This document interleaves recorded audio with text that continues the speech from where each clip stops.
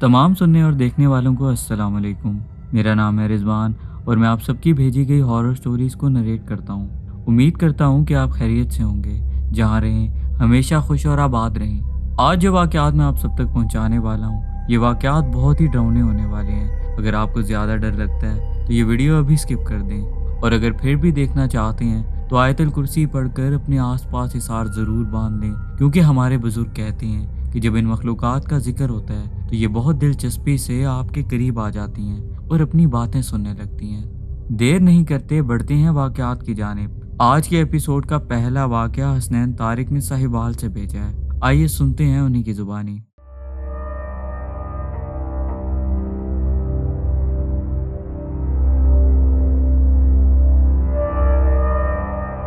अस्सलाम वालेकुम रिजवान। मेरा नाम हसनैन तारिक है और मेरा ताल्लुक साहिवाल के एक छोटे से इलाके से है। जो वाक़या मैं आपको सुनाने जा रहा हूँ, ये मेरे ख़ानदान का वाक़या है जिसका मैं खुद चश्मदीद गवाह हूँ। ये कहानी है हमज़ात की, एक ऐसी मखलूक जो हमारे अंदर बसती है, लेकिन अगर उसे बाहर निकलने का रास्ता मिल जाए तो वो इंसान की रूह तक को हिला देती है। हमारे गाँव में हमारी एक आबाई हवेली है। वहाँ मेरे एक बड़े कज़न रहते हैं। उनका नाम कशान है। वो शुरू से ही आम लोगों से थोड़े अलग थे। उन्हें जिन्नात और ऐसी मखलूक़ात के बारे में जानने का बेहद शौक था। वो अक्सर ऐसी महफिलों में बैठते जहाँ रूहानियत, सिफले इल्म और जिन्नात को काबू करने की तरह तरह की बातें होती थीं। गांव के बुजुर्ग उन्हें समझाते थे कि इन रास्तों पर सिर्फ अंधेरा है, जो एक बार इनमें चला गया वो कभी वापस नहीं आता। लेकिन कशान भाई कहाँ सुनने वाले थे। एक दिन उन्हें कहीं से एक बहुत पुरानी किताब मिल गई। उस किताब में अमले हमजात का तरीका लिखा था, यानी अपने साए को हाजिर करके अपनी हर ख्वाहिश को पूरा करना। ये अमल 41 दिन का था और इसकी सबसे बड़ी शर्त यह थी कि अमल के दौरान कमरे में मुकम्मल अंधेरा होना चाहिए और हिसार किसी भी हाल में नहीं टूटना चाहिए। अगर हिसार टूट गया तो हमजात काबू में आने की बजाय आमिल पर हावी हो जाता है। कशान भाई ने हवेली के सबसे आखिरी हिस्से में मौजूद एक ऐसे कमरे को चुना जिस तरफ घर के बाकी अफराद का आना कम होता था। उस कमरे की खिड़कियों को मोटे काले पर्दे से ढांप दिया गया ताकि दिन के वक्त भी वहां रात जैसा अंधेरा रहे। और फिर वो सबसे कट कर उस कमरे में बंद हो गए। सिर्फ रात के पिछले पहर वो बाहर निकलते, थोड़ा बहुत खाना खाते और वापस चले जाते। किसी को उनसे बात करने की इजाज़त नहीं थी। रिजवान भाई, जैसे जैसे दिन गुजर रहे थे हवेली का माहौल अजीब होता जा रहा था। हमारी हवेली में ऐसे वाक़यात होने लग गए जो पहले कभी नहीं होते थे। कभी हवेली के कमरे में आग भड़क उठती और कभी घर के मवेशी मुर्दा पाए जाते। परेशानियों ने हमारे घर को मुकम्मल तरह घेर लिया था। गर्मियों के दिन थे, लेकिन उस कमरे के करीब से गुजरते हुए ऐसी ठंड लगती थी जैसे बर्फ की सिली पर खड़े हों।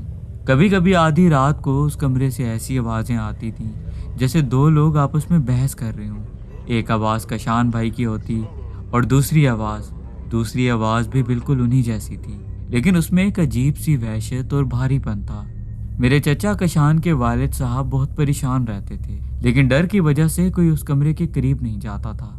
यहाँ एक बात और बताता चलूँ, वो ये कि कशान भाई हमेशा से ही वालिदैन के लाडले रहे थे। उनके सामने किसी की नहीं चलती थी। वो शुरू से ही बहुत ज़िद्दी थे और उनकी हर जिद को पूरा किया जाता था। शायद ये वो वजह थी कि उनकी इस ख्वाहिश पर उनके वालिदैन चाह कर भी कुछ नहीं कर सकते थे। रिजवान, ये सिलसिला चलता रहा। इस सिलसिले को 40 रातें गुजर गईं। कशान ने अपना अमल पूरी पाबंदी से बरकरार रखा। फिर आया वो दिन, 41वां दिन, आखिरी रात। उस रात आसमान पर काले बादल छाए थे, लेकिन इंतहा की हब्स थी। पता नहीं क्यों उस रात मुझे बहुत अजीब सी बेचैनी हो रही थी। रात के करीब 2 बज रहे थे। मैं पानी पीने के लिए उठा तो मेरी नज़र उस आखिरी कमरे की तरफ चली गई। कमरे के नीचे से जो थोड़ी सी जगह होती है, वहाँ से मुझे एक काली सी रोशनी नजर आई, जैसे कोई मोमबत्ती जल रही हो, और उस रोशनी में मुझे एक साया हिलता हुआ दिखाई दिया। लेकिन रिजवान भाई, उस साये में एक अजीब बात थी। साया मोमबत्ती की रोशनी की वजह से दीवार पर बनता है ना, लेकिन वो साया ज़मीन पर ऐसे चल रहा था जैसे वो किसी इंसान का मोहताज ना हो। मुझसे रहा ना गया। एक अजीब सी कशिश थी जो मुझे उस कमरे की तरफ खींच रही थी। मैं दबे पाँव चलते हुए उस कमरे के दरवाजे तक पहुँच गया। अंदर से कशान भाई की आवाज़ आ रही थी। वो लगातार कुछ पढ़ रहे थे।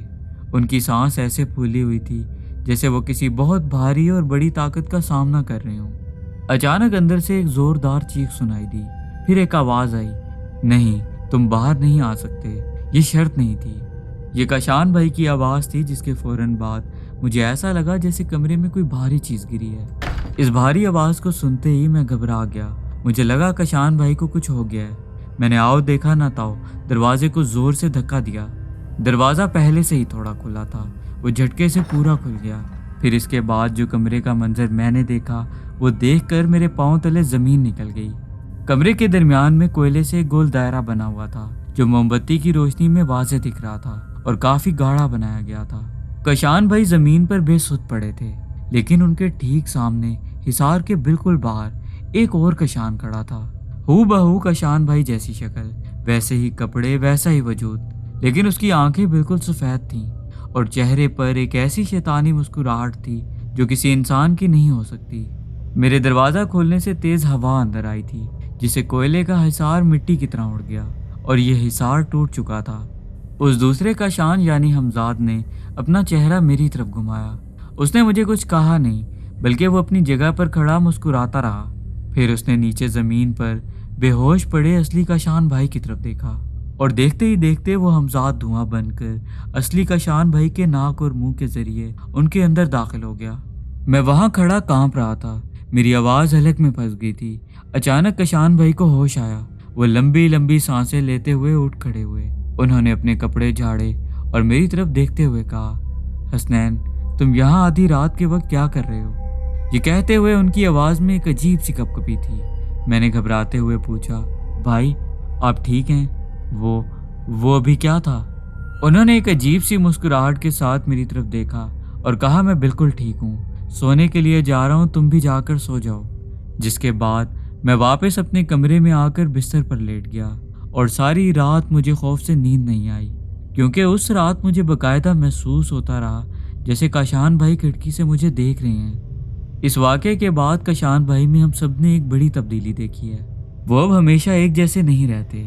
کبھی تو وہ بالکل ہمارے پرانے کاشان بھائی ہوتے ہیں، ویسے ہی ہنستے بولتے نارمل انسانوں کی طرح باتیں کرتے، لیکن کبھی کبھی اچانک ایسا لگتا ہے جیسے ان کے روپ میں کوئی اور بندہ بیٹھا ہے، کیونکہ تب ان کی باتیں، ان کی نظریں اور ان کے بات کرنے کا طریقہ بالکل الگ ہوتا ہے۔ ان کی آواز بھاری اور خوفناک ہو جاتی ہے اور ان کی آنکھوں میں ایسے لگتا ہے جیسے گہری نیند ہو۔ یہ بات میں اکیلا نہیں کہتا، گھر کے سب لوگ اور باقی کزنز بھی آپس میں یہی کہتے ہیں۔ کاشان بھائی بہت کچھ ایسا کر جاتے ہیں جو نارمل نہیں ہوتا، یہاں تک کہ پچھلے دنوں کچھ کزنز نے تو انہیں رات کے وقت حویلی کے ایک حصے میں کچا گوشت کھاتے ہوئے بھی دیکھا ہے۔ ان کے کپڑوں پر خون لگا تھا اور وہ ایسے کھا رہے تھے جیسے صدیوں کے بھوکے ہوں۔ لیکن رضوان بھائی، اس سب میں کچھ بھی نہیں کر سکتا۔ اگر میں کسی کو کچھ بولوں گا تو بات ہمیشہ کی طرح بہت بڑھ جائے گی، اور الٹا وہ جو بھی چیز کاشان بھائی کے اندر بیٹھی ہے وہ مجھے نقصان پہنچائے گی۔ اس ڈر سے میں بس چپ رہتا ہوں اور اپنے کام سے کام رکھتا ہوں۔ ہمارا اپنا ذاتی گھر مکمل ہونے والا ہے، جس کی صرف کھڑکیاں اور دروازے رہ گئے ہیں، پھر ہم وہاں چلے جائیں گے اور زندگی سکون میں آ جائے گی۔ اللہ تعالیٰ ہم سب کو نیک اور سیدھی راہ پر چلائے اور اپنے ماں باپ کا فرما بردار بنائے، ہمیں ایسے کاموں سے بچائے جس سے ہمارے ساتھ ساتھ ہمارے پیاروں کو بھی دکھ اور تکلیف ہو۔ نیکسٹ واقعہ جو میں آپ سب تک پہنچانے جا رہا ہوں، یہ واقعہ جعفر نے بھیجا ہے، جو چترال کے رہنے والے ہیں۔ آئیے دیکھتے ہیں کیا لکھا ہے انہوں نے۔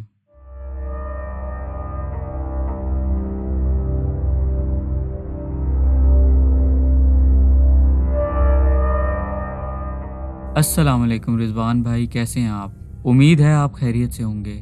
میرا نام جعفر ہے اور میں چترال کا رہنے والا ہوں۔ رضوان بھائی، ہم 4 دوستوں کا ایک گروپ ہے، میں، سلمان، طارق اور بلال۔ ہم چاروں کے گھر چترال میں بالکل ساتھ ساتھ ہیں، ایک ہی گلی میں۔ ہمارے گھروں کے ٹھیک پیچھے تھوڑی سی اونچائی پر ایک ایسی جگہ ہے جو چاروں طرف سے بہت پرانے اور گھنے اخروٹ کے درختوں سے گھری ہوئی ہے۔ ان درختوں کے بیچ میں ایک کھلی اور ہوادار سی جگہ ہے، جہاں ہم نے پتھروں اور لکڑیوں سے اپنے بیٹھنے کے لیے ایک چبوترا سا بنایا ہوا تھا۔ یہ جگہ ایک طرح سے ہماری پرائیویٹ پراپرٹی تھی، وہاں باہر کا کوئی بندہ نہیں آتا تھا۔ ہمارا روز کا معمول تھا کہ رات 8 بجے سے لے کر 10 بجے تک ہم چاروں وہاں اکٹھے ہوتے، چائے پیتے، دن بھر کی باتیں کرتے اور ہنسی مذاق چلتا رہتا۔ یہ پچھلے سال اکتوبر کے آخر کی بات ہے۔ چترال میں ان دنوں سردی اچھی خاصی شروع ہو جاتی ہے۔ رات کے تقریباً 9 بج رہے تھے، ہوا بہت تیز اور ٹھنڈی چل رہی تھی اور درختوں کے پتوں کے خرخرانے کی آوازیں اس جگہ کی خاموشی کو توڑ رہی تھیں۔ सलमान घर से सब्ज चाय बनवा कर लाया था। हम लोग चाय पी रहे थे और तारिक किसी बात पर बिलाल का मजाक उड़ा रहा था। माहौल बहुत पुरसुकून था, हमेशा जैसे होता था।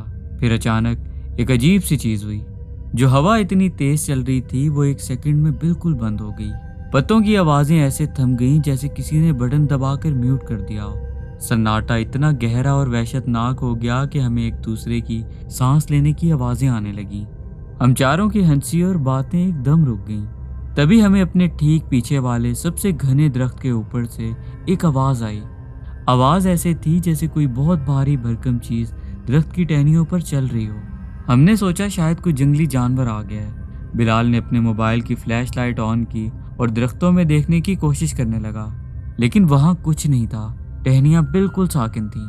हमने तसल्ली की और वापस मुड़कर बैठने ही वाले थे कि तभी एक और आवाज आई। इस दफा आवाज दरख्त से नहीं बल्कि हमारे ठीक पीछे अंधेरे में से आई थी। आवाज ऐसी थी जैसे कोई बहुत लंबे और सख्त नाखून आपस में रगड़ रहा हो। उस आवाज को सुनकर हम सबके रोंगटे खड़े हो गए। उस वक्त सलमान ने हिम्मत करके उस तरफ देखा जहां बिल्कुल अंधेरा था। उसने बिलाल को हाथ के इशारे से कहा कि फ्लैश लाइट उधर मारना। जैसे ही बिलाल ने फ्लैश लाइट उस अंधेरे कोने में की, रिजवान भाई जो मंजर मेरी आंखों ने देखा वो देखकर मुझे ऐसा झटका लगा कि मुझे बकायदा महसूस हुआ कि मेरा खून यकदम दिल से पाँव की जानिब गया है। वहाँ एक वजूद खड़ा था। उसकी लंबाई तकरीबन 7 से 8 फुट होगी। उसका पूरा जिस्म काले और उलझे हुए बालों से ढका हुआ था, लेकिन सबसे खौफनाक चीज उसका चेहरा था। उसके चेहरे पर कोई नक्श नहीं थे, ना नाक ना मुंह, सिर्फ 2 आंखें थीं जो आग के अंगारों की तरह बिल्कुल लाल चमक रही थीं, और वो आंखें सीधा हमें घूर रही थीं। हमारी तो जैसे जुबान ही बंद हो गई हो, आवाज बाख्ता हो चुके थे हम। जिस्म में एक ऐसी कपकपी तारी थी कि अपनी जगह से हिला भी नहीं जा रहा था। वो मखलूक हमारी तरफ बढ़ी नहीं। उसने अपना एक लंबा पतला सा हाथ जिस पर बड़े बड़े नाखून थे हमारी तरफ उठाया, और फिर उसके अंदर से एक ऐसी आवाज निकली जिसने हमें खौफ से परेशान कर दिया। वो आवाज किसी खौफनाक जानवर के गुराने जैसी थी, लेकिन अगले ही पल में वो चीज चित्राली जुबान में हमें कुछ कहने लगी जो हम ठीक से ना समझ पाए। वो बिल्कुल ऐसे बोल रही थी जैसे हमारे इलाके में जब कोई बच्चा नया नया बोलना सीखता है। हम समझ ही नहीं पा रहे थे कि आखिर हो क्या रहा है। तारिक ने जोर से भागो की आवाज लगाई। हमें नहीं पता हम वहां से कैसे उठे। हमने खुद को बचाने के लिए अंधाधुंध दौड़ लगा दी। रास्ते में कच्ची ढलवान थी। हम अंधेरे में कितनी बार गिरे, घुटनों और हाथों पर चोटें भी आईं, मगर किसी ने गलती से भी पीछे मुड़कर नहीं देखा। भागते भागते हम सीधा अपने मोहल्ले की गली में पहुंचकर रुके और वहीं जमीन पर गिर गए। उस वक्त हमारे होंठ नीले पड़ चुके थे, सांस फूली हुई थी और हम सब बुरी तरह से कांप रहे थे। उस रात के बाद आज तक हमारी हिम्मत नहीं हुई कि हम दिन की रोशनी में भी उस जगह जाएं। हमारा बनाया हुआ वो चबूतरा आज भी बिल्कुल वैसे ही पड़ा है और हमें इतना अरसा गुजर चुका है हम दोबारा उस जगह नहीं गए। मैं आज के वाकयात भेजने वालों का दिल से शुक्रिया अदा करूंगा कि उन्होंने अपना कीमती वक्त निकाला और अपने वाकयात हम तक पहुंचाए। अगर आपको ये एपिसोड पसंद आई है और अगर आप चाहते हैं कि ऐसी मज़ीद एपिसोड्स मैं आप सबके लिए लाता रहूं, तो इस वीडियो को लाइक और शेयर करना बहुत ज़रूरी है। अगर आप मेरे चैनल पर नए हैं या अभी तक सब्सक्राइब नहीं किया तो जल्दी से सब्सक्राइब कर लें और बेल आइकन पर क्लिक करके ऑल का नोटिफिकेशन ऑन कर लें। इससे होगा ये कि मेरी आने वाली वीडियोस का नोटिफिकेशन आपको वक्त पर मिल जाएगा और मेरी हर एपिसोड आप सब तक आसानी से पहुंच पाएगी। आप सब नीचे दिए गए नंबर पर अपनी स्टोरी शेयर कर सकते हैं और कमेंट सेक्शन में अपनी कीमती राय का इजहार भी कर सकते हैं। इसी के साथ मैं इजाज़त चाहूँगा। जल्द ही नए एपिसोड के साथ हाजिर हूँगा। आप सब अपना बहुत ख्याल रखिएगा। तब तक के लिए अल्लाह हाफिज़।